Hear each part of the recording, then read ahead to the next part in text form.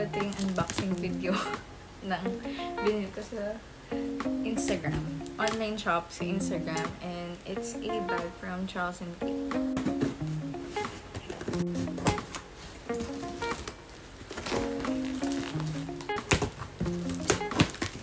Gosh, it's a cute bag lang pala. Ang liit niya! Pala siya kaliit. I was expecting na medyo medium size siya. Pero, ito kasing bag na to, binili ko kasi to supposed to be large. May large size nito, parang 2-something bag siya. Pwedeng for iPod, pwedeng for laptop na 16 inches. Pero, ito nga. Binili ko ito. Unfortunately kasi, wala nang stock dun sa malaki. So, I ought to buy na lang ito since gusto ko lang din naman cute. Okay, it's the itzy bag na medyo trending ngayon. And ang cute niya. Oh my gosh.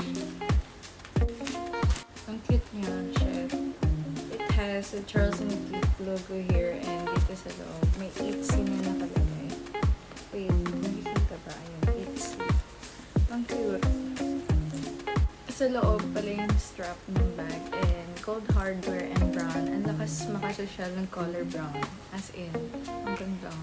Meron pa pala siyang bag cover. So, yan. Ang ganito siya.